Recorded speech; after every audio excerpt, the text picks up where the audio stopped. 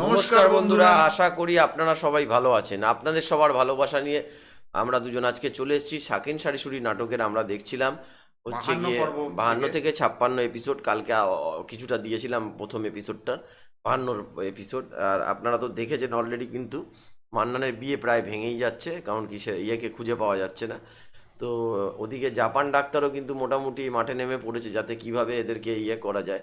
তারপরে আবার চলে এসছে রোশন।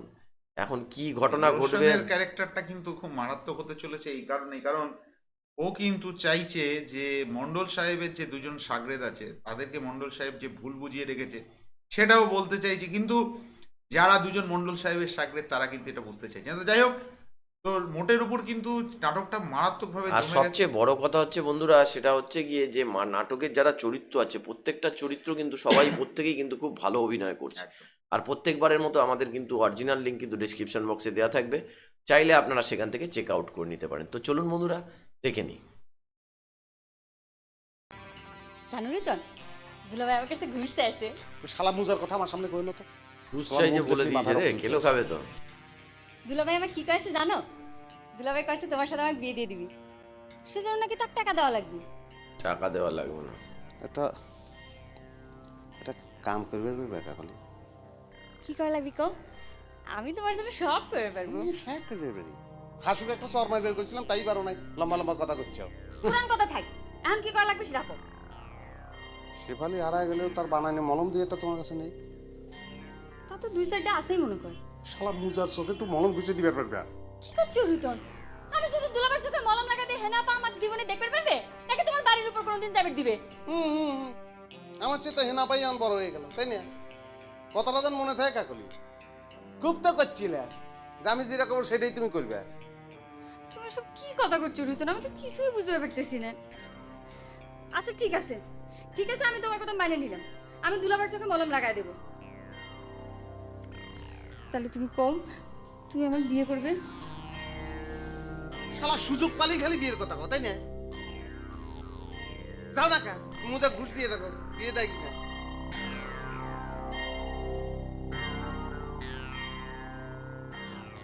কে রে হ্যাঁ না, তোর স্বামী যে কয়ে গেল সে আর কোনোদিন এই গ্রামের মুখ দেখবি না। এ না আজ না, ফিরে আসলো। দেখ তো কিরম করে কথা কয়। কে রে দাদা এ? তোরা গাঁ শুদ্ধি লোক আমাকে একে করতেছো কি জন্যে? ছোট বোনের স্বামী কে একটু মান অভিমান হইতে পারে না, তাই বলে তোরা এরকম করবো না? নিত্য নিত্য অভিমান করলে কিবা করে বুঝবো যে কোনটা আসল আর কোনটা নকল? এ দাদা বোঝা লাগে রে, বোঝা লাগে। হাজার হোক টাকার সাথে তুই বোন বিয়ে দিছু না।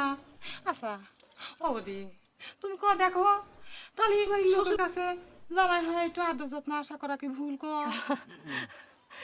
শোনো হেনা, তোমার দাদার কথা তুমি কিছু মনে করো না, বাদ দাও দিন এসব কথা। আসলে সে নিজে তো শ্বশুরবাড়ির যত্নার্থে কিছু পায় না, তাই তোমাকে হিংসা করে কথা করছে।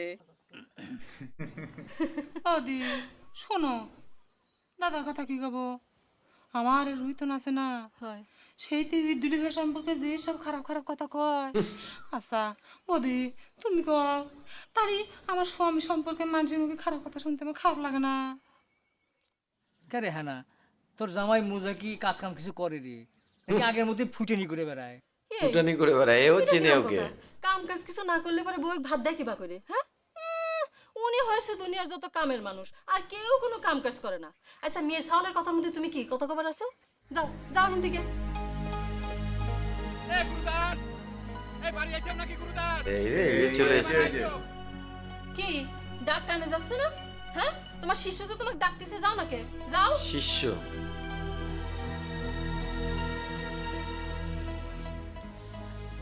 কে শিখো কে ওদি? কি স্বামীর সাথে মানুষ এরকম করে কথা কয়? না না, আমার একটু ভালো ঠেকলো না কো। এ আল্লাহ, তোর বাড়ি যখন বেড়া বেড়াইছি তোর শাশুড়ি মানে আমার কাকিমা সারাক্ষণ ভরি স্বামী সম্পর্কে কত উপদেশ দিছে। কইছে কি পতি পরম দেবতা, তাক ভক্তি করা লাগে, শ্রদ্ধা করা লাগে, মুখের উপর জোরে কথা কওয়া লাগে না। তুমি তাই দাদার সাথে এরকম ব্যবহার করলে? হয় হয়েছে সে আমার পতি। হাজার হইব স্বামী স্বামী। না না না, আমার ভালো ঠেকলো না। এসব কি তোমার? বাদ দিন ওসব কথা। তোমার কানেরটা তো সুন্দরী আছে, কত দিয়ে কিনছো? গুরুদাস তাড়াতাড়ি আইছো। এত দেরি করতেছাও কিসের জন্য? আমি তোমার জন্য খারাপ হয়েছি না। আরে ভাই আসতে দিবি, হাঁটা ভাই চলে আসো। লাফিয়ে লাফিয়ে যাচ্ছে। তোমাকে জ্বালা যন্ত্রণা কি আমার এই গ্রামে আসা ছাড়ি দেওয়া লাগবে? কত দেখি এত গুরুদাস গুরুদাস করে ওই যে বলে দিয়েছে না, তোমাকে আমি খুব ভারী টাইপের মানুষ মনে করেছিলাম রে ভাই, কিন্তু এখন তো দেখতেছি গ্রামের 8-10 জন পোলাপানের মতো তুমি হচ্ছে চ্যাংরা ফাজিল। আরে নাকি এটা তোমাকে সারি সুরি গ্রামের মাটির গুণ? আরে আমি আবার তোমার কোন পাকা ধানে মই দিলাম ডাক্তার? আমাদের গাঁও নিয়ে কথা করছো কে?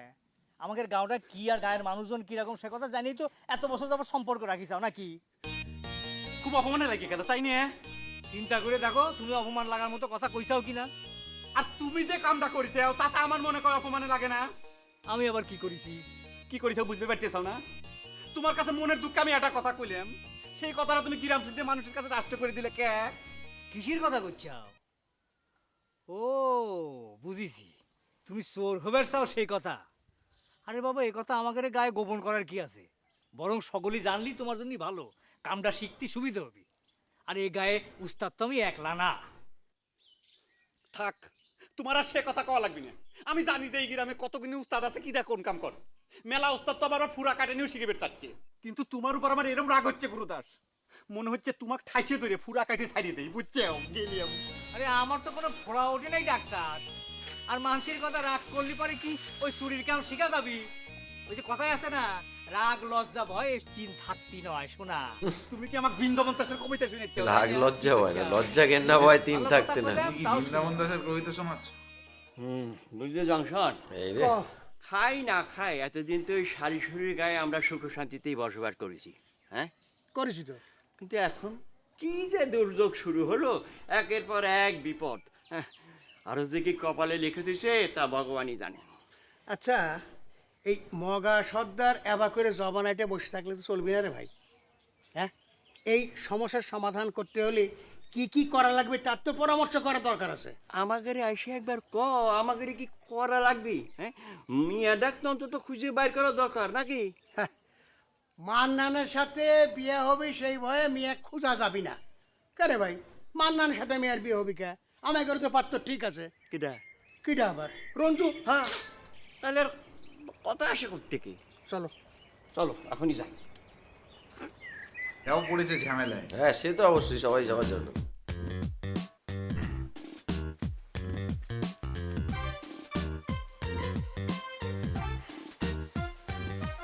কি হলো আসলে?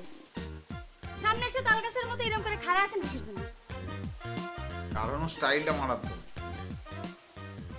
আবার দিয়ে কোনো কথাও করছেন না। কথা যে কি কব সেটাই তো চিন্তা করতেছি। যে কথা যে কি কব ঠিক আছে। সেটাই চিন্তা করছি। আপনি নির্জনে বসে আগে চিন্তা করে ঠিক করে নেন কি করবেন। এখন আমার সামনে থেকে সরেন, সরেন। কথা তোমাক যেটা কব সেটা তো আর চিন্তা করে বাইর করা লাগে না কাকলি। কথা তো দিনের আলোর মতো পরিষ্কার, কিন্তু আমি তোমার মতো অত নিষ্ঠুর হবার পারতেছি না। ফালতু কথা করেন তো হাসু ভাই। আমি কারোর সাথে নিষ্ঠুর কোনো কিছু করি নাই। এমনিতেই ঝামেলার মধ্যে আছি, এর মধ্যে উল্টাপাল্টা কথা কই মেজাজটা খারাপ করে দিও না। হায়, আমার কথা শুনলি তো তোমার মিজাজ খারাপ হয়ে যায়, কিন্তু ওই রুইতনের বাড়িতে ভাত তরকারি বয়ে নিয়ে যাতেও তোমার আনন্দের কমতি হয় না, তাই না? রুইতনার সাথে কেন আমার হিসাব তুমি মিলাবার যাও না হাসু ভাই? আমার হিসাব আমার কি করবে দাও। তোমার হিসাব তো তোমারই করা লাগবে। খালি দুঃখ লাগে এইভাবে যে আমার দেয়া বিদেশি করি হাতে পড়ে সেই হাতের পাক করা ভাত চালন যায় রুইতনের বাড়ি, এই হিসাবটা তো আমার করাই লাগবে এখন।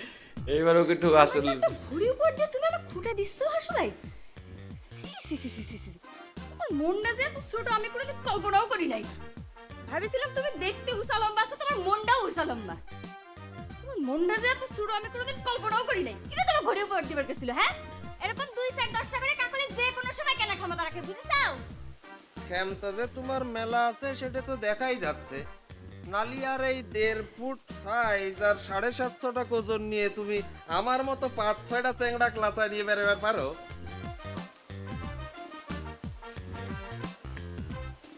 কাকলি, ও মা চলে গেল কে? তন আসছে, এর কপালে দুঃখ আছে।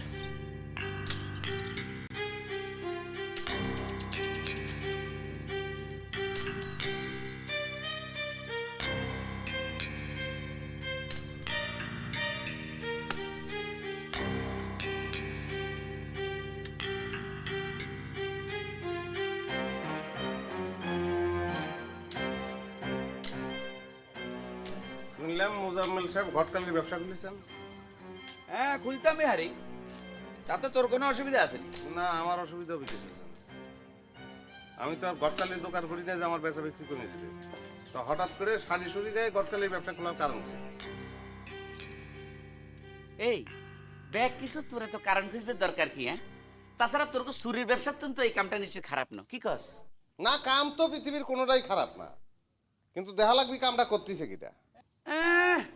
আয় মনে হয় তোর চোরের তো একেবারে খারাপ মানুষ হয়ে গেছি। না না না, আপনি খারাপ হইবেন কিসের জন্য? আপনি তো মানুষ খুবই ভালো, খালি লেসারটা খচ্চরের। কোনো হালায় কইতে হইতো না এই মোজাম্মেল হোসেনের নেশার খারাপ। আরে নেশা তো তোর খারাপ রে বেটা, তোর চুরির নেশারের কথা না বাদে দিলাম, বিয়ে শাদী নকরি একটা ইয়ং মাইয়া লই যে জামাই বউর মতো থাকস, এটা কোন ধর্মে আছে রে? হ্যাঁ, তাহলে ধর্ম রক্ষা করার জন্য আপনি কাকলির বিয়ের ব্যবস্থা করতেছেন, আবার সেই জন্য টাকাও দাবি করতেছেন। আপনি তো বিশাল ধার্মিক মানুষ, বিশাল। এই এই এই রুইতন হুন হুন, তোর মতো একটা হালতু সোরের কাছে এই মোজাম্মেলের ধর্মের হরিকে দন লাগবে না, বুঝছস? তুই আর ক তোর বোন যে হারাদিন গ্রামে গ্রামে টো টো করে, ঘরে থাকে না কিল্লা, হেটা জবাব দে। আরে সে তো আপনার স্ত্রী, তাই না? তো জবাব তার কাছ থেকে নেন গে, আমাকে জিজ্ঞেস করেন কিসের জন্য? হ্যাঁ, জবাব নিবার লাই তো এই কাঁচা কঞ্চি রেডি করি। আর দিতে আজকাল আর কাম হয় না, হিললে যে দেবতা যে ফুলে তুষ্ট সেই ফুলি এক জঙ্গলে তুলি এনেছি, দেখস না? শালা তুই যদি আমার সামনে আমার বোনকে হাত তুলিস, শালা মুজা তোর মধ্যে পাও ভইলে পাও কইলে জুতার মধ্যে ঢুকে রাখবো। শালা মুজার জান কিন্তু জুতার মধ্যে কবজ হয়ে যাবে। শালা চিনিস তুই আমার? ঠিক আছে তো, তোর বোনের গায়ে হাত তুলতেন না বলেই তো এই কনসি রেডি করিয়ে তোরা কইলাম না। আর দিয়ে হিতির আজকাল আর কাম হয় না, হিতিরে কিলাইতে কিলাইতে আর হাত ধরাতে যায়, তো তোর বোনের কিছু হয় না। সোরের গোষ্ঠী তো তোরা। শালা ফের যদি তুই আমার বোনে পারিস, শালা তোর ভিতরে কমসি ঢুকোয় শালা তোর ধান খাতে কাকতারুয়া বানাই তুই। চিনিস তুই আমার? শালা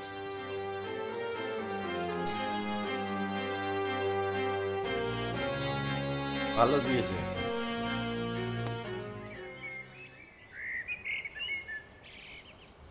জাপান ডাক্তার আসবে। হ্যাঁ না কারা, তোর সাথে আমার কথা আছে। তাড়াতাড়ি গো ভাই, ঠিক বেলা করে মাথার উপর উঠেছে, বাড়ি যা ভাত রাঁধা লাগবি, তো দুলি ভাই আবার গ্যাসের রুগী। ভাত রাধা লাগতো কে? তোর ভাই বউ আছে না, সেই জায়গা থেকেই তো ভাত তরকারি আসতেছে। এ আল্লাহ, এ হাসু, এ ভাই, তুই একটু সত্যি সত্যি কোনাকে আমার রুইতন কি কাকলিক সত্যি করে বিয়ে করে ফেলাইছে? বিয়ে সত্যি হোক মিথ্যে হোক, তোর ভাইয়ের সাথেই তো ঘর করতেছে। আচ্ছা রুইতনের কথা নয় বাদই দিলাম, সে আগাগোড়ে একটা খারাপ চ্যাংরা। আচ্ছা তোরা কেবা করে ওরে ভাই বউ হিসেবে মানিয়ে নিলু? ওই কাকলির কোনো চেহারা হলো ক? এ হাসু, এ কাকলি চেয়ারের কথা আমি বাদ দিলাম, তুই সে কথা বাদ দে। তুই আমার রুইতন খারাপ করছো কিসের জন্য? ওই রান্না করে তুই খারাপ পালো কি? এ গায়ের কেউ করে পারবি যে আমার রুইতন খারাপ? আচ্ছা ঠিক আছে, রুইতনকে আমি খারাপ কইলাম না, কিন্তু কাকলির মতো ওই রকম জঘন্য চেহারার একটা মেয়েকে তোরা ভাই বউ হিসেবে মাইনে নিস কেবা করে? এই তোর মতো ও একটা কিছুতেই ছাড়তে চাইছে না, ও ওইরকম চাইছে একটা ভাবি যাতে মানায়, কাকুলির সাথে ওর বিয়েটা না হয়। শোনে, আমি কে তো দুলা ভাইও কইলে পছন্দ করে না, খালি কয় কি ওরকম একটা ফ্যাট ফ্যাটা ফর্সা মেয়ে কিরম দেখা যায় টিকটিকির মতো। তাহলে টিকটিকির মতো বলছে। দুলাভাই কয়ে ওকে বিয়েটা জানি না হবার পরে সেই ব্যবস্থাটা কর, আর ওই কাকলি আর রুইতন যেন মিলামেশা না করতে পারে সেটাও একটু দেখে।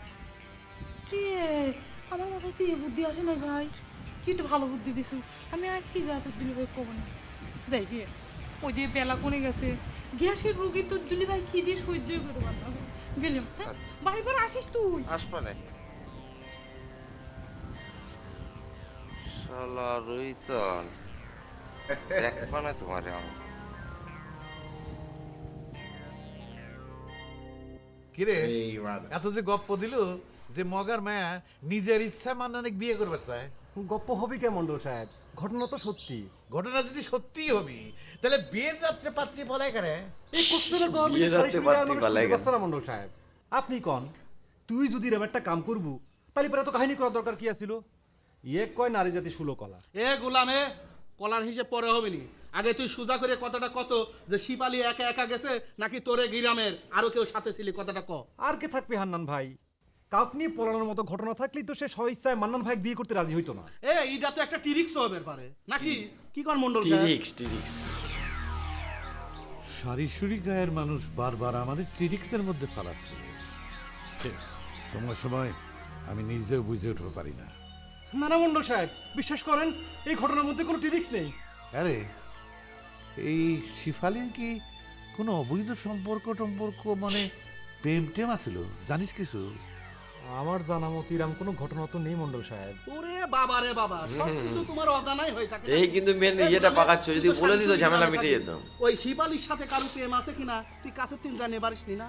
আর আমরা তো ফায়ে থাই দূরে, আমরা তো ঠিকই শুনেছি যে শিপালির সাথে কারো না কারোর প্রেম ছিলি। এই কথাটা মান্নান খালি গুরুত্ব না দেওয়ার কারণে শিপালি তার হাত ফসকে বাড়া গেল। কি কথাটা ঠিক কইনি? কথা কসনি কে? তোর ভাইয়ের এত বড় আসপর্দা আর এতক্ষণ কোন শিকারি লয়, তুই আর এই অপমান করবে লাই সরগো পেটে কঞ্চি ঢুকিয়ে দিচ্ছিল। তো বন্ধুরা, অসাধারণ কিন্তু এপিসোডটা দেখলাম, দেখতে পাচ্ছেন আবার কিন্তু রুহিতনের খাড়ের ওপর একটা খাড়া এসে দাঁড়িয়েছে, ওর জায়গাও কিন্তু এসে প্রচুর ঝামেলা করছে, কিন্তু গ্রামের মধ্যে একটা অশান্তি পাকিয়ে দিয়েছে। আর যতদূর মনে হলো জ্যামও কিন্তু পুরো পাকা চিটিং বাজ, একদম একদম ঠিক আছে, যা তা করছে গ্রামের মধ্যে। আর এদিকে কিন্তু মন্ডল সাহেবের যেটা সব কিছুর ঝামেলার মূলে, যদি পরবর্তীকালে কোনো ঝামেলা হয় তার মূল কিন্তু এই গোলাম। তার কারণ গোলাম কিন্তু সঠিক ইনফরমেশন যদি মন্ডল সাহেবকে দিয়ে দিত, তাহলে কিন্তু আজকের দিনে দাঁড়িয়ে এই ঝামেলাটা কিন্তু আসতো না। তো আশা করি আপনারা নাটকটা এনজয় করছেন, এইভাবেই আমাদের সাথে এনজয় করতে থাকুন। আবার আপনাদের বলছি, আপনারা যদি অন্য কোনো ভিডিও দেখতে চান অবশ্যই কিন্তু আমাদের কমেন্ট বক্সে কমেন্ট করে জানাবেন আর লিঙ্কটা পেস্ট করে দেবেন। তো আজকের মতো এখানেই শেষ করছি, আবার আপনাদের সাথে দেখা হবে কালকে। ততক্ষণে সবাই ভালো থাকবেন, সুস্থ থাকবেন।